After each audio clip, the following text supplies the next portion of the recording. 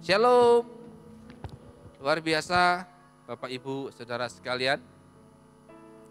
Sungguh sebuah kesempatan yang Tuhan berikan kepada kita untuk kita bisa hadir di tempat ini, memuji, memuliakan Tuhan di bait-Nya. Ya, judul renungan saya adalah membangun kehidupan. Ini adalah kelanjutan dari apa yang pernah saya sampaikan di bulan yang lalu. Di bulan yang lalu saya menyampaikan sedikit review ya Bapak Ibu bahwa dasar kehidupan kekristenan itu harus benar-benar betul, bukan asalan begitu. Kalau kita menyadari bahwa ternyata untuk menjadi orang Kristen itu kita harus menggali dalam-dalam. Menggali dalam-dalam kehidupan, menggali dalam-dalam sehingga kita akan menemukan sebuah sumber dari segala sumber kehidupan itu. Karena ada orang-orang di dunia ini yang membangun kehidupannya bukan di atas sebuah fondasi yang digali dalam. Tapi membangun kehidupannya di atas pasir. Apa itu pasir? Pasir itu bisa kekayaan, bisa keterkenalan, bisa apalagi sesuatu yang bersifat sementara. Mungkin relasi, membangun kehidupannya karena uang, bukan karena Tuhan. Dan orang-orang semacam ini apakah akan hidup? Pak, hidup, tetapi rohaninya akan mati. Dan ketika karena ada badai datang, maka yang terjadi adalah orang itu akan kolaps dan bangun, rusaklah kehidupannya, rusaklah semua rumah hidupnya, sehingga yang terjadi dia kemudian meninggalkan Tuhan. Memang membangun kehidupan di atas pasir itu cepat, mudah, dan kelihatannya mewah. Tetapi sesungguhnya bukan itu yang Tuhan mau. Bangun kehidupan saudara dari penggalian yang dalam. Dan ketika saudara menggali kehidupan lebih dalam, perlu usaha mencari Tuhan, perlu sungguh-sungguh mengikuti Tuhan, perlu keluar dari hati untuk mengerjakan sesuatu yang dari Allah. Dan ketika saudara melakukannya, saudara akan menemukan ada sebuah batu, batu itu yang tidak akan pernah bisa digoyahkan oleh apapun juga. Dalam bahasa Alkitab disebut batu penjuru. Mari kita buka bersama-sama dalam Efesus pasal yang kedua ayat 19 sampai dengan ayat yang ke-22. Efesus pasal yang kedua ayat 19. Demikianlah kamu bukan lagi orang asing dan pendatang, melainkan kawan sewarga dari orang-orang kudus dan anggota-anggota keluarga Allah, yang dibangun di atas dasar para rasul dan para nabi, dengan Kristus Yesus sebagai batu penjuru. Oke. Di dalam Dia tumbuh seluruh bangunan rapi tersusun menjadi bait Allah yang kudus di dalam Tuhan. Di dalam Dia kamu juga turut dibangun menjadi tempat kediaman Allah di dalam Roh. Nah, kata batu penjuru, coba bisa kembali ke ayat yang ke-20. Kata batu penjuru di sini dalam terjemahan yang lain itu lebih jelas, mungkin yang versi mudah dibaca gitu ya, BIMK. Kalian pun dibangun di atas dasar yang diletakkan oleh rasul-rasul dan nabi-nabi. Dan Kristus Yesus sebagai batu yang terutama. Dalam terjemahan bahasa Indonesia LAI itu batu penjuru. Terjemahan yang lain batu yang utama.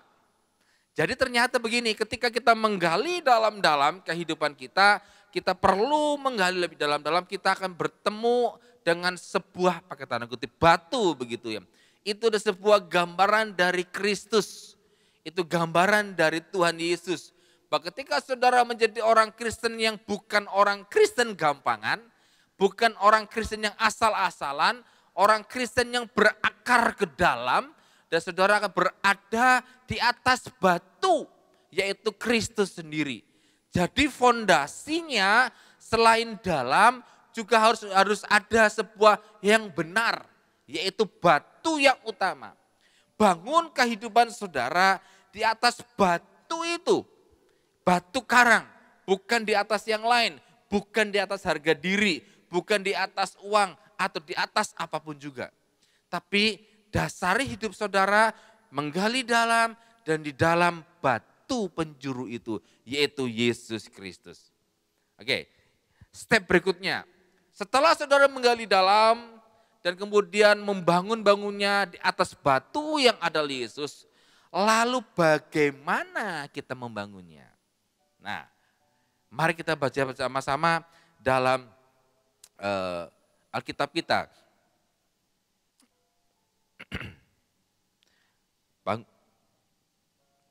Saya bacakan. 1 Yohanes. Bisa ditayangkan Pak Wahyu? Dalam 1 Yohanes 4 pasalnya ayat yang ke-16. Alkitab bilang kepada kita, kita telah mengenal dan telah percaya akan kasih Allah kepada kita. Allah adalah kasih. Dan barang siapa tetap berada di dalam kasih, ia tetap berada di dalam Allah dan Allah di dalam kita. Berikutnya. Dan dalam inilah kasih sempurna di dalam kita. Yaitu kalau kita mempunyai keberanian percaya pada hari penghakiman. Karena sama seperti dia, kita juga ada di dalam dunia ini. Selanjutnya, di dalam kasih tidak ada ketakutan. Kasih yang sempurna melenyapkan ketakutan.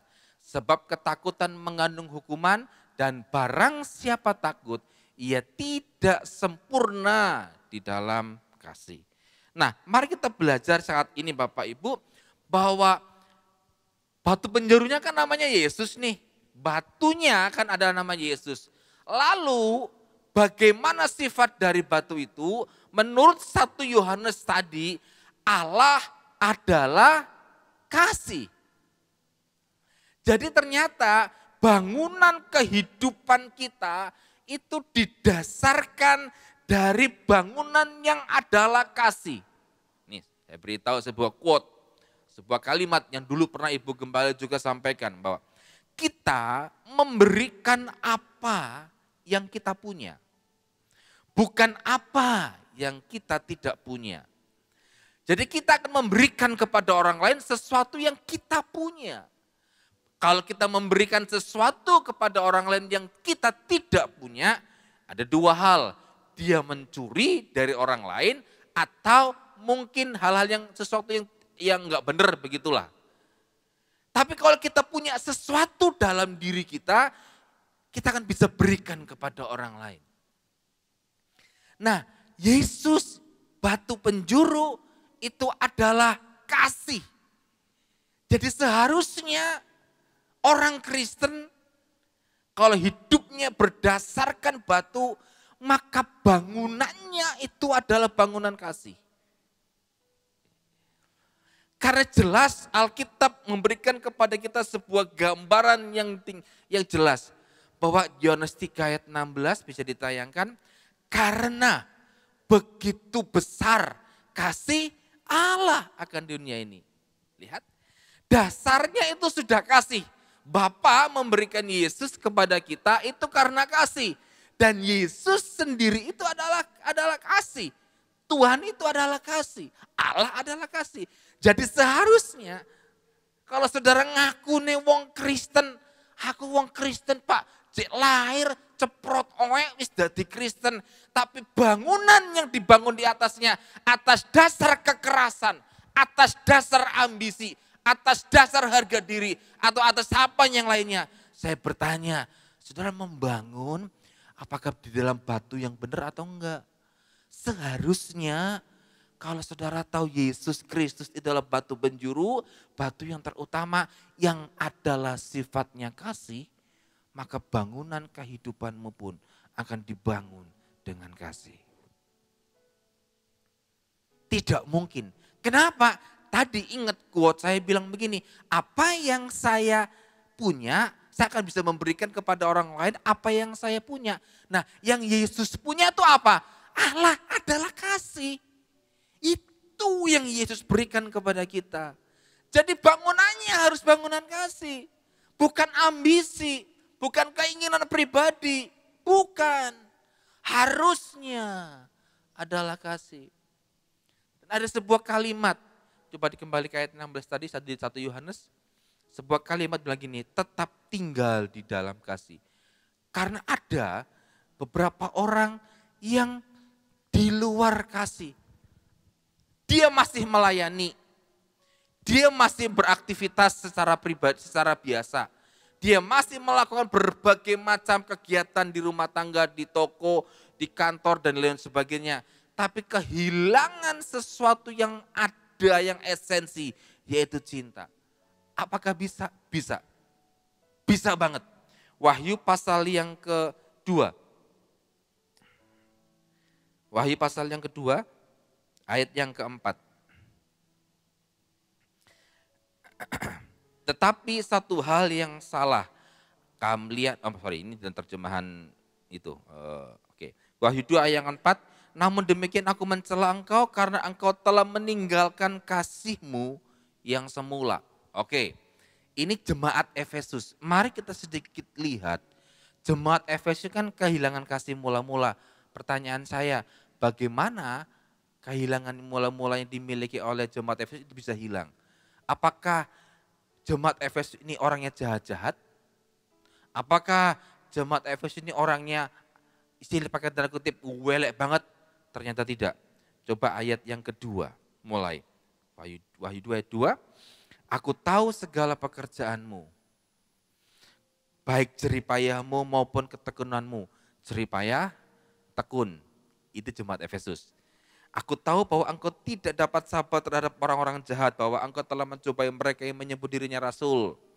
Tetapi yang sebenarnya tidak demikian, bahwa engkau telah mendapati mereka pendusta.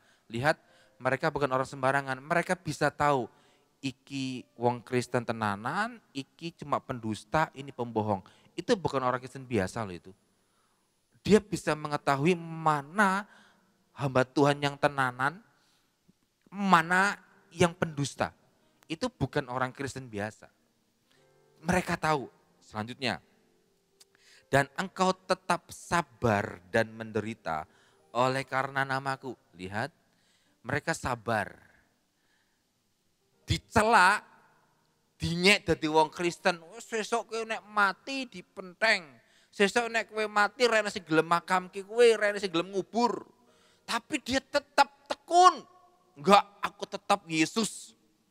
Selama-lamanya Yesus.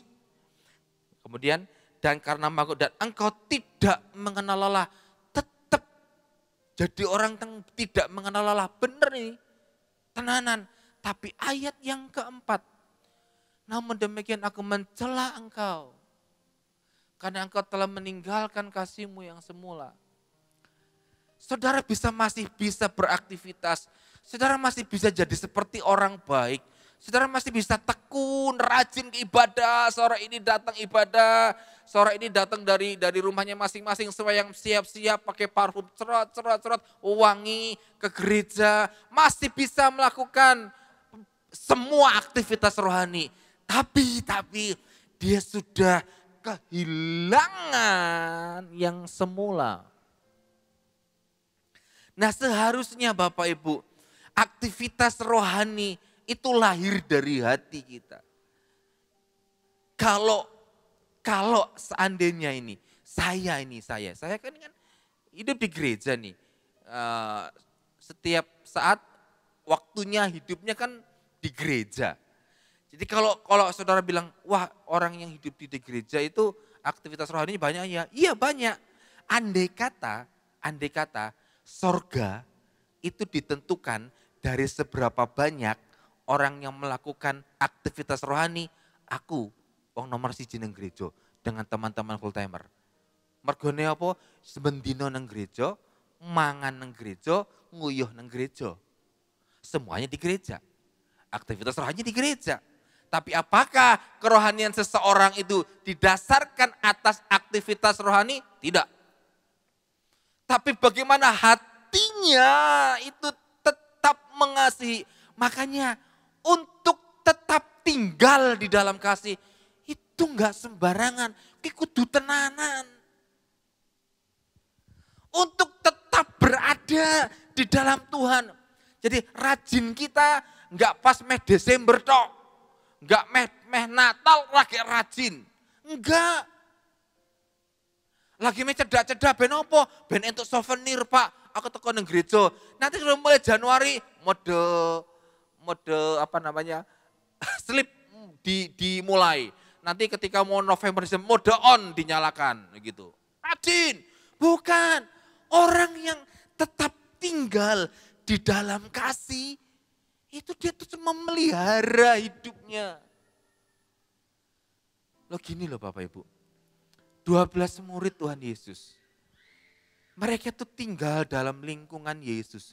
Yesus kemana mereka ada. Yesus ngapain mereka tahu. Yesus melakukan perbuatan ajaib, mereka terlibat di dalamnya.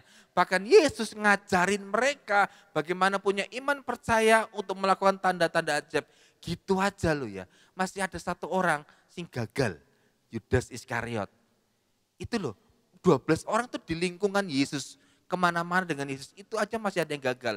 Lah kita ini loh, sudah rajin ke gerejanya hanya mode-mode tertentu, waktu-waktu tertentu, ngakunya cinta Tuhan.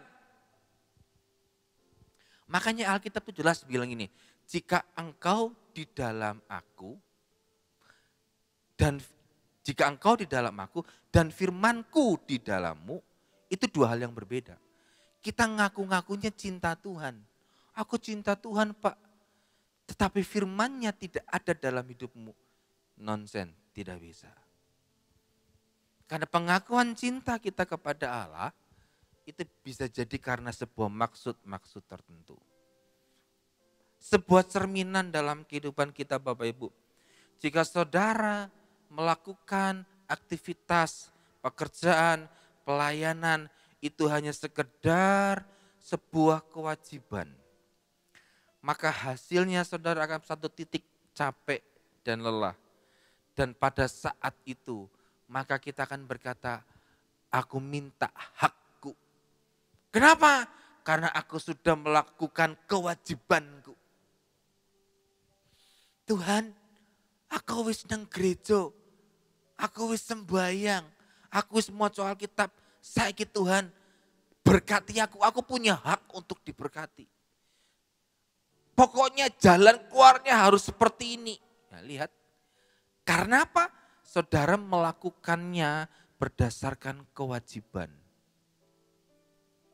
Tapi ketika saudara melakukan pekerjaan di rumah, bahkan seorang ibu rumah tangga sekalipun, melakukan pekerjaan rumah tangganya, setiap pagi mungkin harus belanja dulu, harus bersih-bersih dulu, harus masak dulu untuk suami dan anak-anaknya sekolah atau kerja. Dia melakukannya karena cinta, maka dia nggak perlu nuntut-nuntut yang banyak. Tapi kalau istri melakukan sebuah tugas rumah tangga karena kewajiban, akhir bulan atau awal bulan, nanti gajinya gak aku. Loh kok iso? Aku sudah melakukan kewajibanku, lihat. Tapi berbeda ketika kita melakukan sesuatu itu dari cinta kita. Beda. Hasilnya sangat beda. Kita nggak akan ada tuntut menuntut di situ. Saudara harus tahu mengerti hal ini. Bahwa ternyata Bapak Ibu, sesuatu yang lahir dari hati kita adalah kasih seharusnya.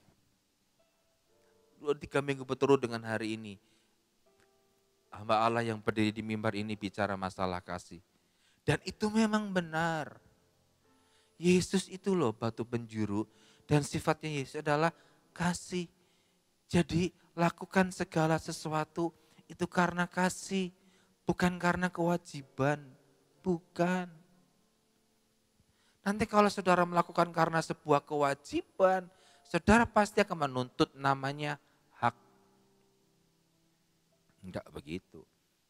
Aku sudah rajin ke gereja, aku sudah bekerja bos, aku sudah melakukan ini bos, sekarang aku enggak, jangan.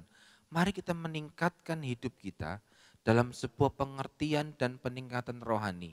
Bahwa ketika saudara bekerja, saudara melayani, lakukanlah karena saudara mencintai Tuhan. Sekalipun mungkin hak-hak saudara itu pakai tanda kutip nih, tidak seperti yang saudara mau, tapi ketika saudara melakukannya dengan segenap hati, Tuhan itu enggak tutup mata kok. Saudara sudah berjuang keras, saudara sudah bekerja dengan sungguh-sungguh, sudah tidak lagi istilahnya eman-eman, tenanan, sungguh-sungguh. Toh ternyata ada orang-orang tertentu yang mengkat hak saudara. Bapak Ibu, Tuhan itu tidak tutup mata. Dia sanggup memberkati saudara lebih dari apa yang ditahan berkatnya dari orang lain. Bisa. Tapi yang paling penting, sudahkah saudara melakukan hal itu? Karena memang mencintai Tuhan, mengasihi Tuhan. Itu harus terjadi karena dasar kita adalah fondasi kita adalah Yesus Kristus yang adalah kasih. Berikutnya, saudara tetap tinggal dalam kasih. Lalu bagaimana caranya Pak supaya kita tetap tinggal di dalam kasih? Tetap tinggal dalam kasih. Tidak ada cara lain, tidak ada cara lain. Hanya satu saja, berkorban.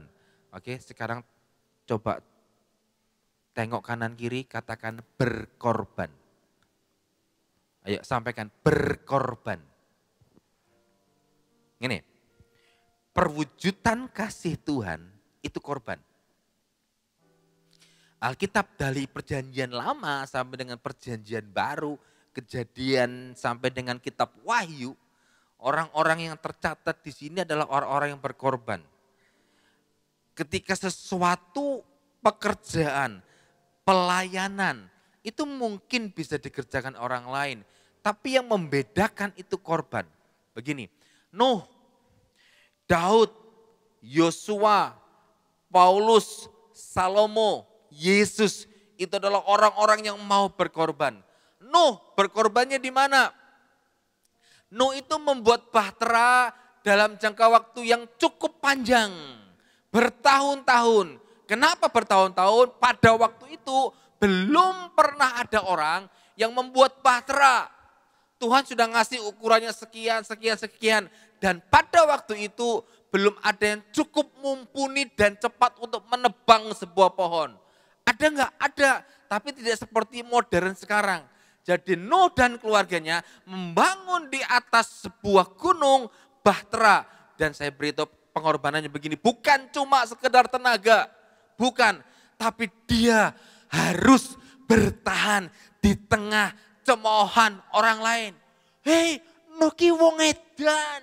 Lho kok edan? Gawe perahu nang dhuwur gunung. Apa orang ini?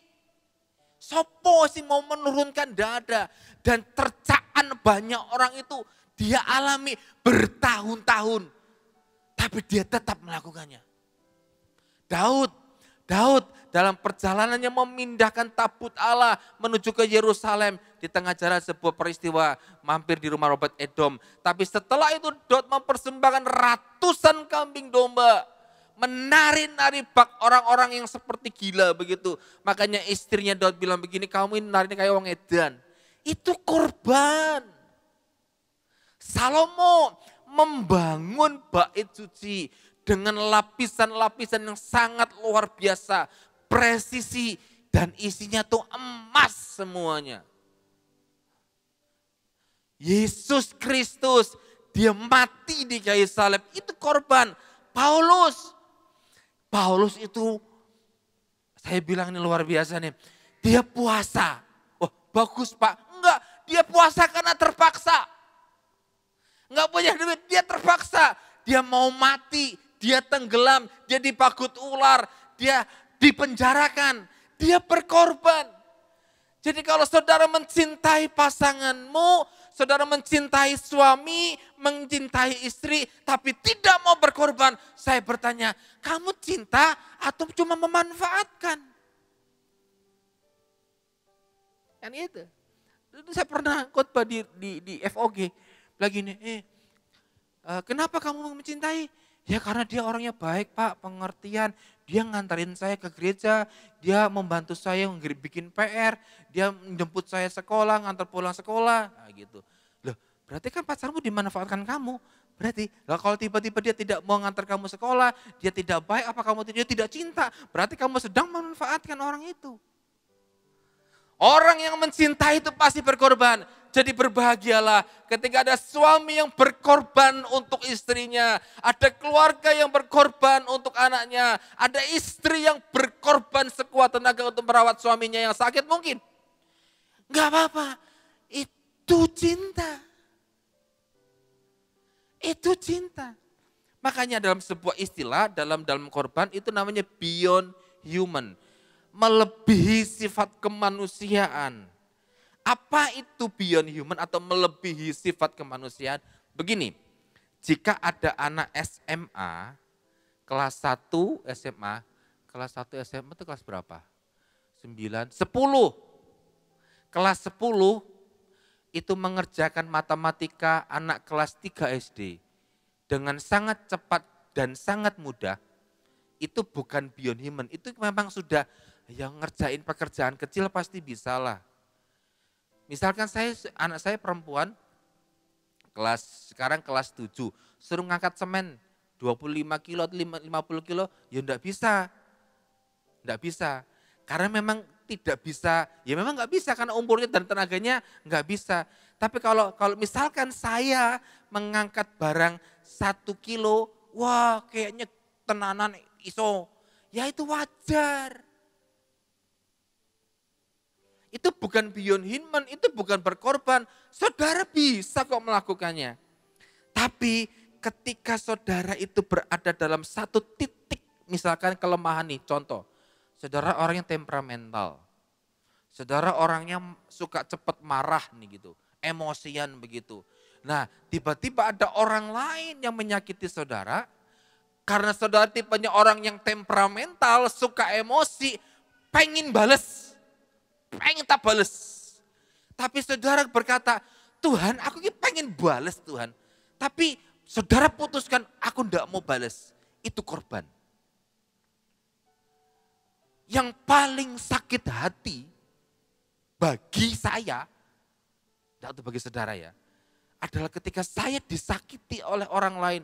Dasar, ngelek, cilik, lemu, ireng, urip pisan. Yopo kayak gitu. Itu bukan kalimat kasar yang diucapkan oleh orang itu. Bukan.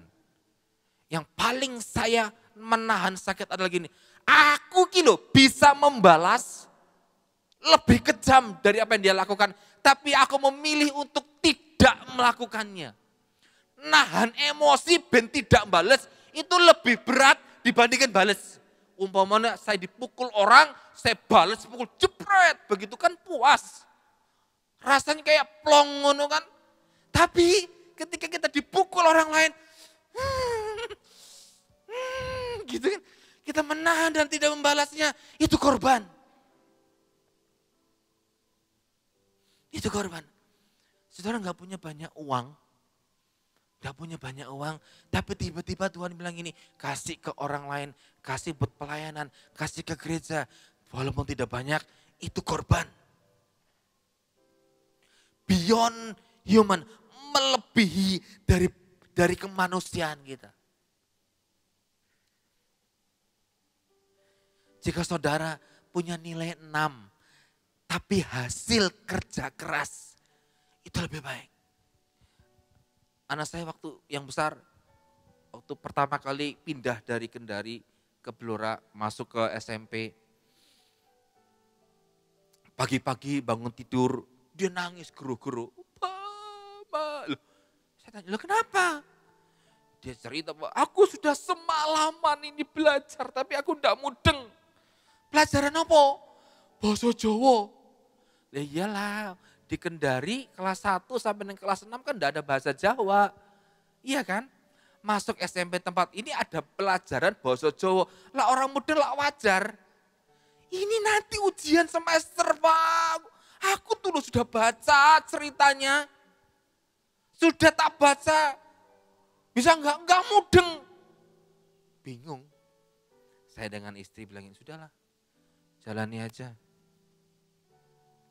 Terus saya bilang begini, kalau nanti dia nilai di rapot basa Jawa, itu nilainya 5, opo 6, jangan dimarahin. Kenapa? Semalaman dia sudah belajar. Ya sudah, lakukan saja. Tapi kemudian ketika terima rapot, dia bilang, "Hore, nilai bahasa Jawaku." Bukan matematika, bukan IPA, bukan fisika. "Hore, nilai bahasa Jawaku nilainya 8." Loh kok iso? Ya nggak tahu, itu anugerah aja. Tapi begini, saudara bisa nilai 8, bisa nilai 9. Tapi saudara itu ogah-ogahan. Hanya wis lah rasa aneh-aneh, cukup segini. Dan saya berkata itu bukan korban. Itu karena saudara malas. Saya ini kan iso main keyboard.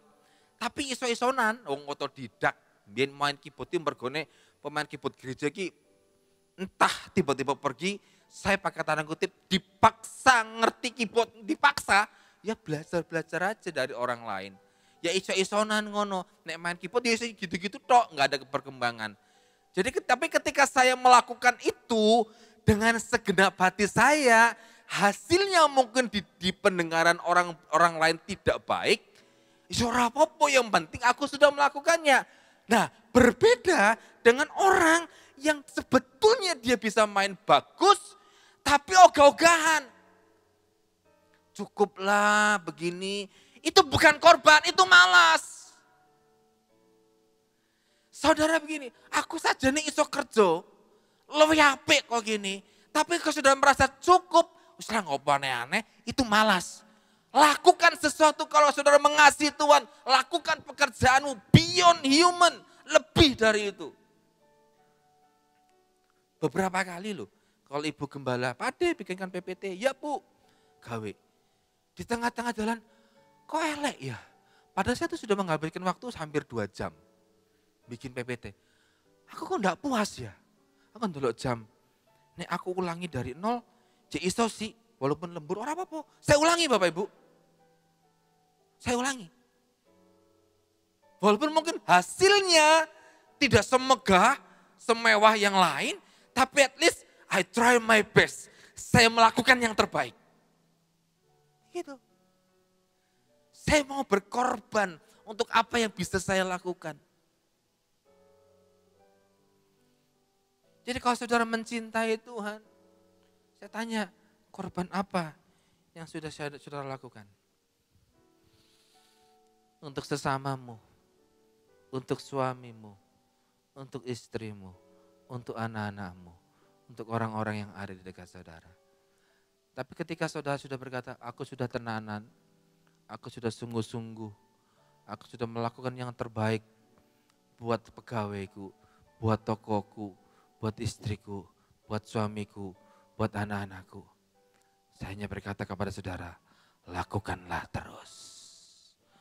Lakukanlah terus. Karena itu korban.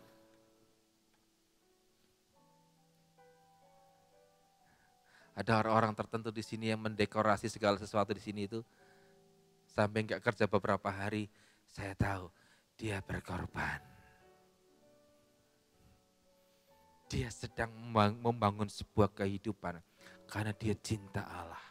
Dia melakukan sesuatu.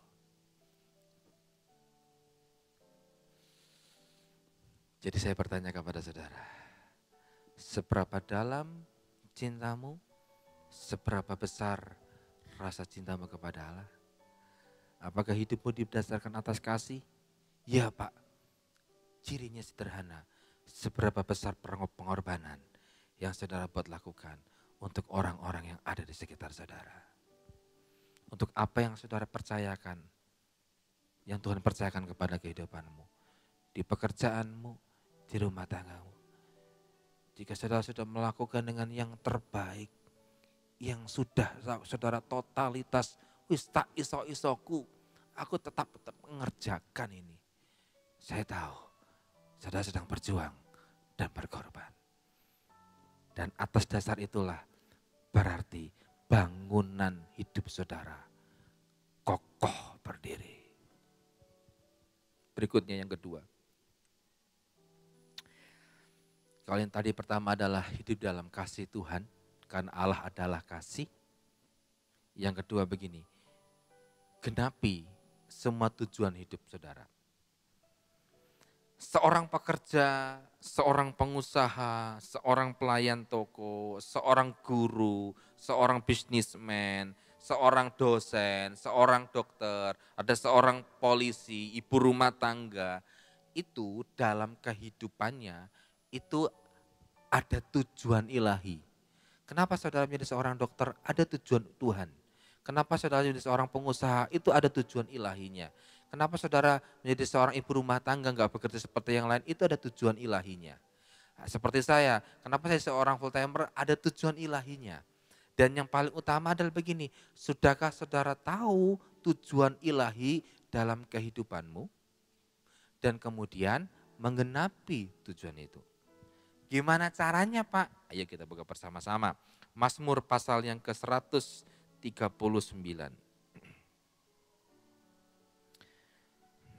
Mazmur 139 ayat yang ke-13.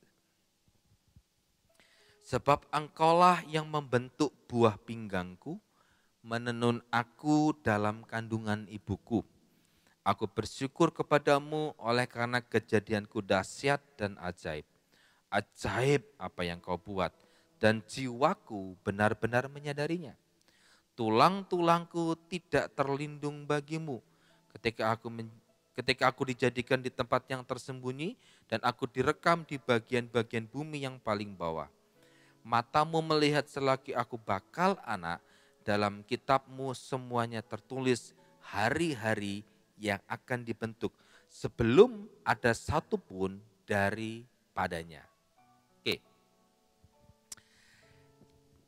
Siapa yang menenun kita? Coba kembali Mas, ayat yang ke-13 bisa ditampilkan.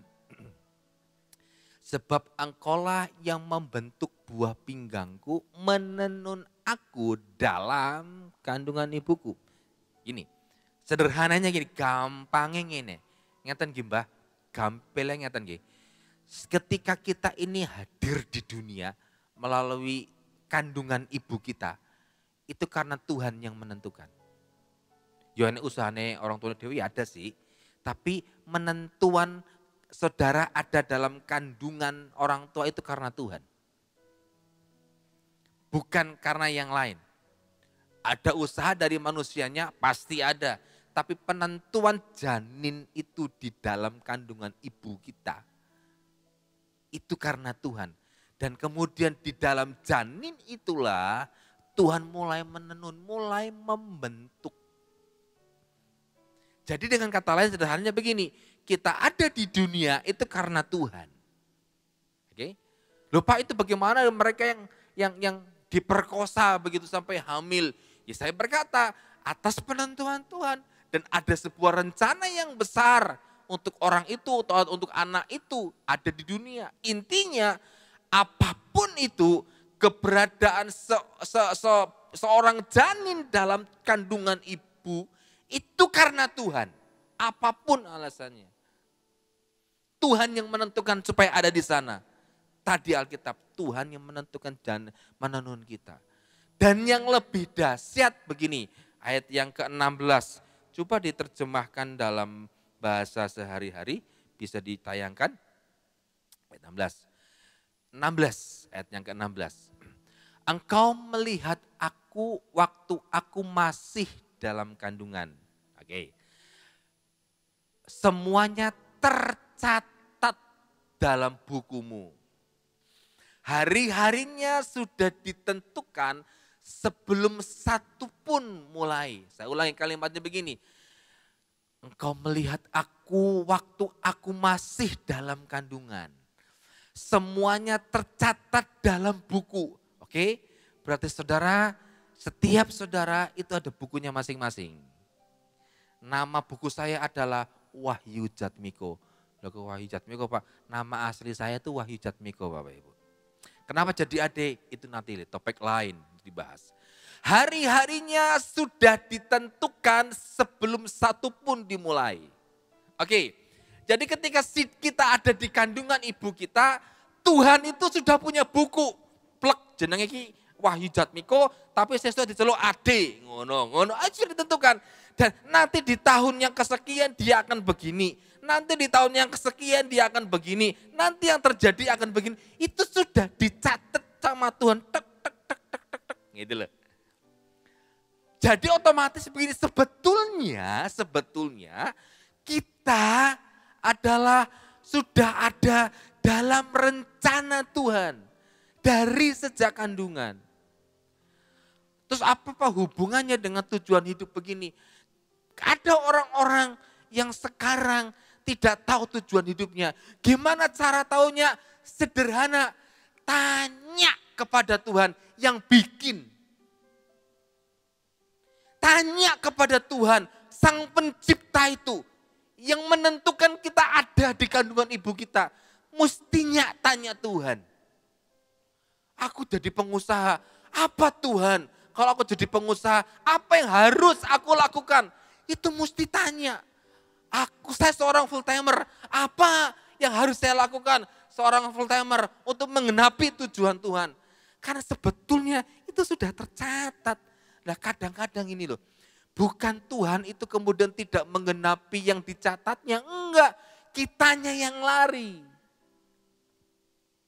Kitanya yang lari. Urip sakarepe dhewe. Sehingga kita tidak tahu tujuan hidupnya. Bahkan untuk semua hal yang terjadi dalam kehidupan kita. Saudara harus tahu bahwa segala sesuatu itu mendatangkan kebaikan. Bagi orang yang percaya kepadanya. Dalam sebuah bukunya Purpose Driven Life, kehidupan yang diarahkan kehidupan yang diarahkan pada sebuah tujuan. Rick Warren mencatat begini, setidaknya ada lima tujuan manusia diciptakan Tuhan. Tapi tidak lima-limanya. Saya tertarik dengan poin pertama yang dia catat di bukunya. Dia bilang gini, kita itu dirancang untuk kesukaan Tuhan. Artinya apa? Sebetulnya apapun yang kita lakukan sekarang, itu seharusnya Tuhan suka.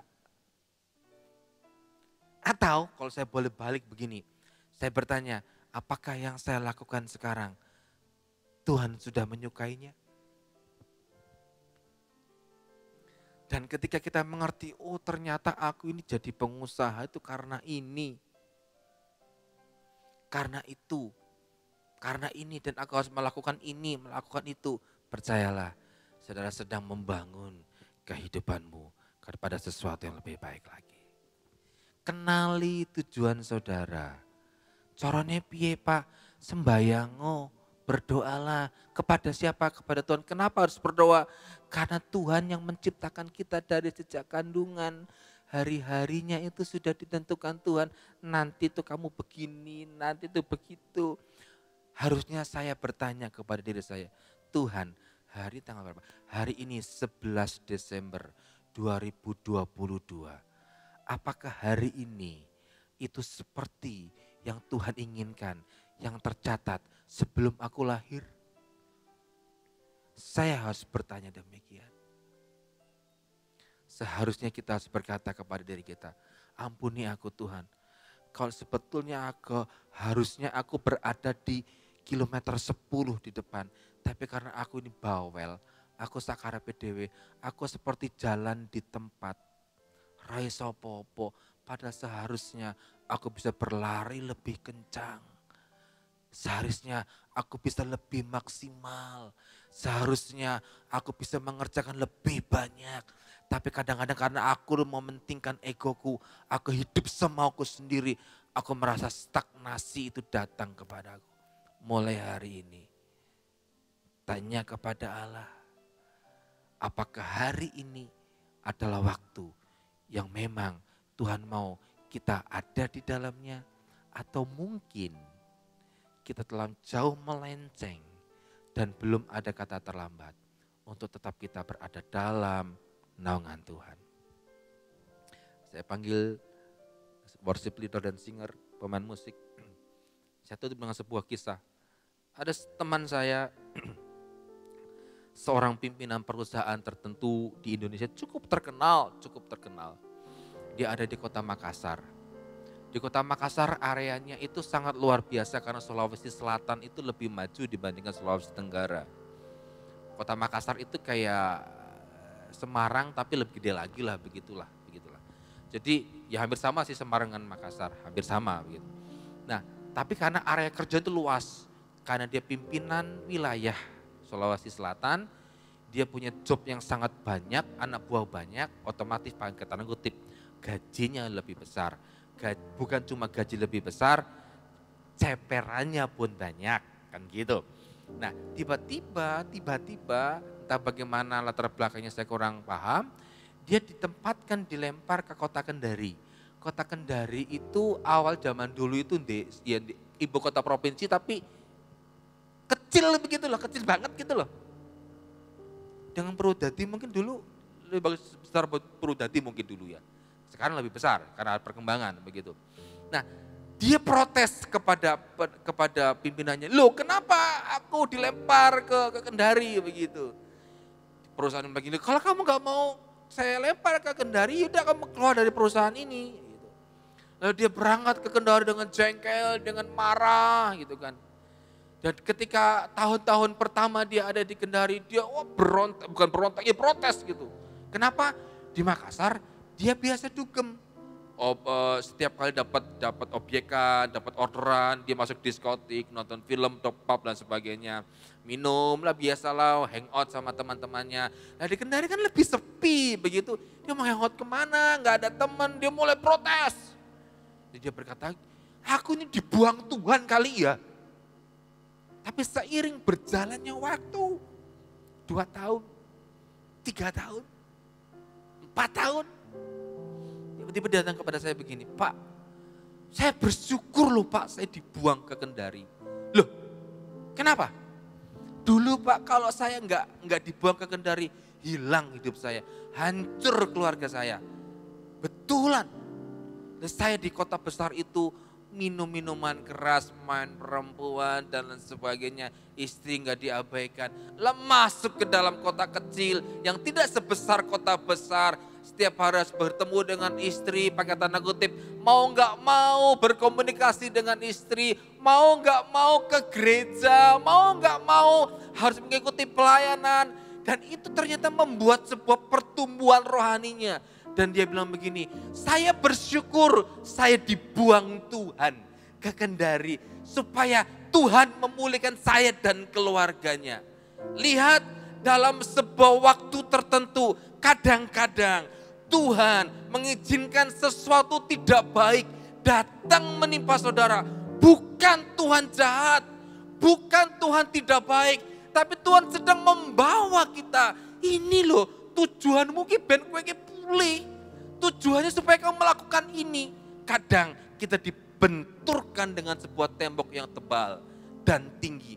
Supaya kita sadar, oh iya, aku harus kembali kepada Tuhan. Genapi tujuan hidupmu. Jangan salahkan siapapun. Kalau banyak hal-hal terjadi tidak sesuai dengan harapan. Tapi berkatalah, Tuhan, hidupku harus mengenapi firman-Mu. Hidupku harus mengenapi seperti yang Tuhan mau dalam kehidupan kita. Mungkin tidak menyenangkan, mungkin. Tapi gak apa-apa, berkatalah kepada Dia seperti ini. Kuasa dalam pujian, bernyanyilah segenap hati dan jiwa.